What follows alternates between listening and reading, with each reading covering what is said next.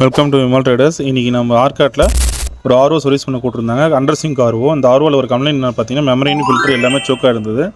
So customer வாங்கி 3 மாதம் தான் ஆகுது. ஸோ அதனால் அவங்களோட டேங்க் ஃபில்ட்ரு நம்ம கழட்டி பார்த்தலாம்னு போய் கழட்டி பார்த்தோம். ஸோ அதில் கழட்டி பார்க்கும்போது ரொம்ப டஸ்ட் அதிகமாக இருந்தது. ஸோ அதனால் நம்ம வந்து பேக் ஃபில்ட்ரு நம்ம வந்து 3 மாதத்துக்கு ஒரு டைம் வாஷ் பண்ணுறது பெட்டர்னு நான் சொல்கிறேங்க. அதே போல் பார்த்தீங்கன்னா ப்ரீ ஃபில்ட்ரு நமக்கு 3 months ஒன்ஸ் மாற்றுறது ரொம்ப பெட்டரு. ஸோ இதை நம்ம சர்வீஸ் பண்ணி க்ளீனாக முடிச்சிருக்கோம். ஸோ இந்த வீடியோ முழுசாக பார்க்கலாம். ஸோ இது இருக்கிற பேக் ஃபில்டர் இப்படி தான் நம்ம கழுவி வாஷ் பண்ணணும். கஸ்டமர் வீட்டில் ப்ரெஷர் டேங்க் போட்டிருந்தாங்க. அதனால் ப்ரெஷர் நம்ம அந்த பேக்கை க்ளீன் பண்ணி சர்வீஸ் பண்ணி கொடுக்குறோம். நீட்டாக சர்வீஸ் பண்ணி முடிச்சாச்சு.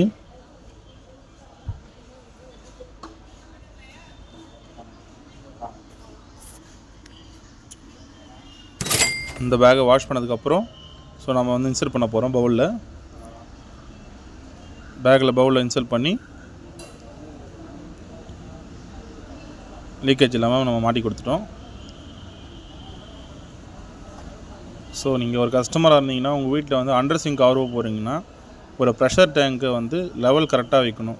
அதிகமான ப்ரெஷர் டேங்க் வைக்கும்போது நம்ம அடிக்கடிக்கு ஆர்ஓ மெமரின் சோக் ஆகிடும், இல்லை ப்ரீ ஃபில்டர் எல்லாமே சோக் ஆகிடும். ஏன்னா அது ரிவர்ஸ் ஆஸ்மாசிஸ் முறையில் தான் நமக்கு சர்வீஸ் பண்ணுது.